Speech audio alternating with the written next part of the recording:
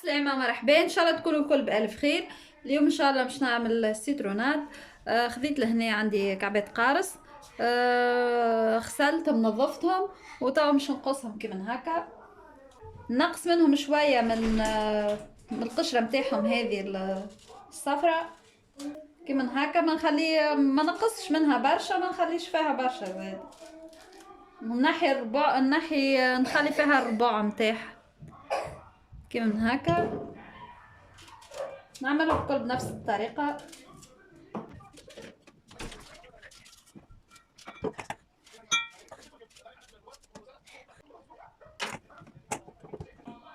توا نقصوا الكعبة متاعنا كيما هكا ترانشيت، قصها كيما هكا ونحو منها القلوب متاعها،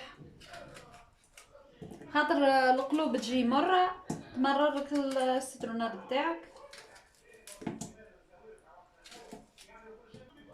انا هاو ما فيهوش قلوب وقيل، القارص متاعي ما فيهوش بلاش قلوب. اما انت اذا القارص متاعك فيه قلوب ضروري انك تنحيها القلوب، ما كانش يجيك السيترونات بمر. قصهم الكل هكا جبيدين باش في ساعه يرحوا. توا بعد ما قصيت القرص نتاعي مكعبات هكا صغيرين، توا باش نرحيوه. ناخذ المكسور نتاعي، نحط القرص نتاعي هكا،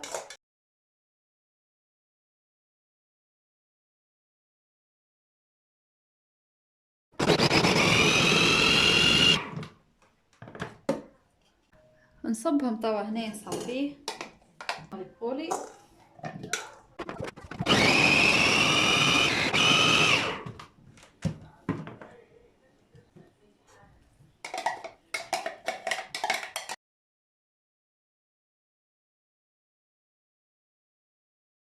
لازم نمصمصوها كقارص هذاك.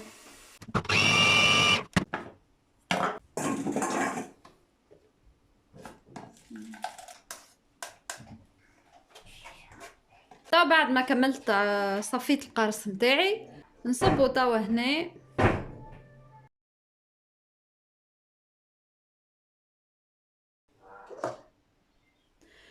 ناخد توا واحدة سكر فاني، نصبها وحديت سكر فاني هنا. انتي والكمية متاعك السكر فاني. انا حطيت واحدة. عندي لهنا 4 مغارف سكر. بسم الله.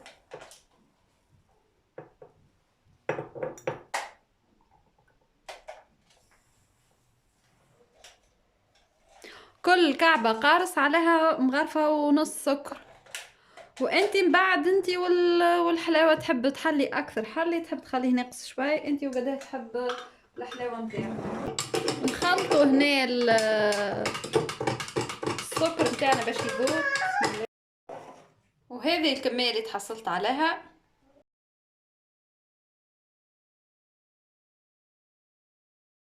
وهذا السيتروناد متاعنا كما تراو فيه ياسر يجي بنين وفاوح باك الفاني. ان شاء الله تجربوه، ان شاء الله يعجبكم.